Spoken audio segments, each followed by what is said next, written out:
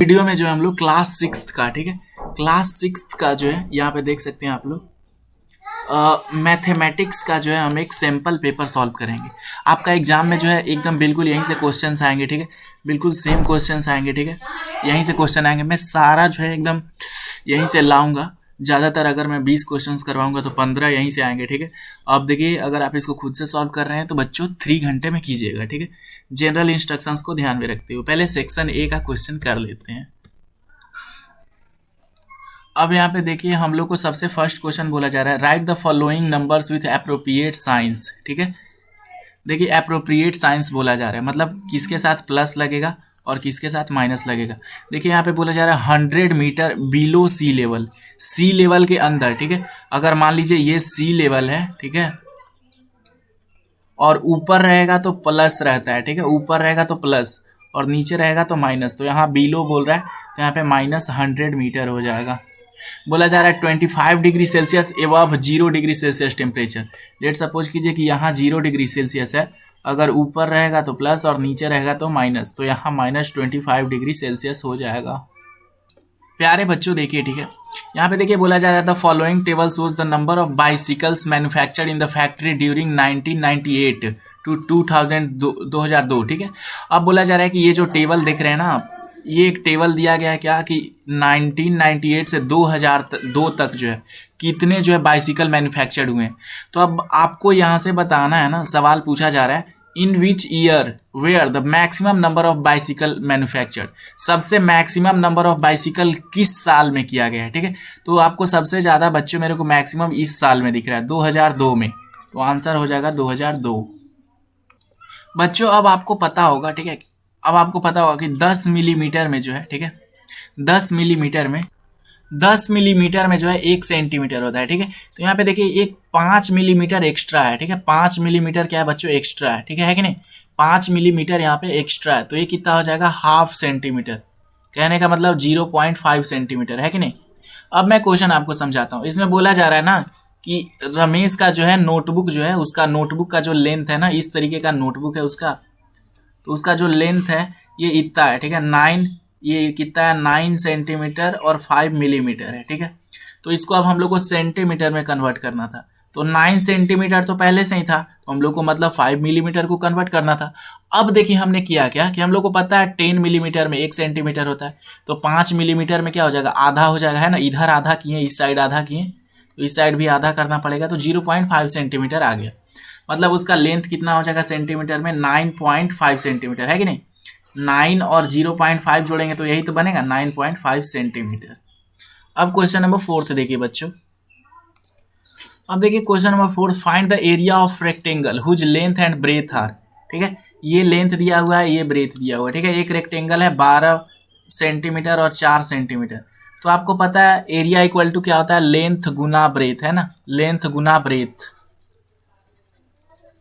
अब यहाँ पे लेंथ कितना है, 12 सेंटीमीटर है और ये 4 सेंटीमीटर है, जब इनको मल्टीप्लाई करेंगे तो 48 सेंटीमीटर स्क्वायर आ जाएगा, ठीक है। एरिया हमेशा स्क्वायर में होता है। बोला जा रहा है find the ratio of 30 minutes to 1.5 hours. बच्चों अगर देखिए सबसे पहले रेशियो निकालना है तो दोनों को मिनट में बदलना पड़ेगा, ठीक है।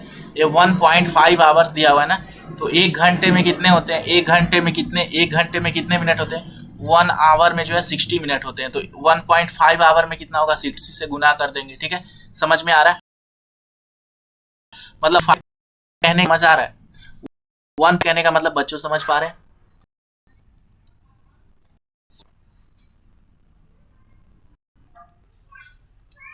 वन 1.5, ठीक है, 1.5 कहने का मतलब 1 आवर और आधा घंटा है कि नहीं, आधा घंटा, यही ना 1.5 कहने का मतलब।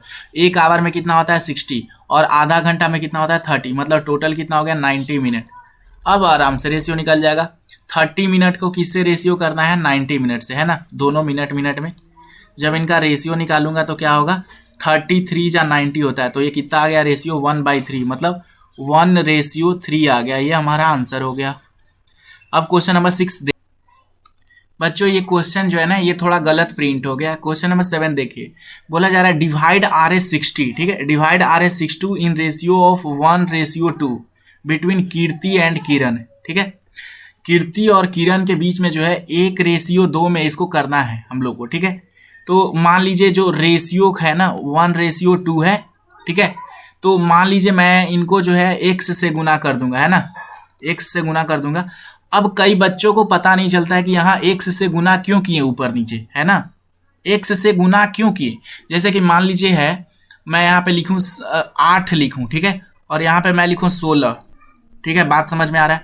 तो क्या हम इसको इस तरीके से लिख सकते हैं, इसको जो हम लोग इस तरीके से लिख सकते हैं 1 × 8, है ना, समझ रहे हैं ना, 1 × 8, ठीक है। फिर या फिर चाहो आप ये एग्जाम्पल लो, ठीक है, ऊपर 12 लो और नीचे 15 लो, ये इजी रहेगा समझने में।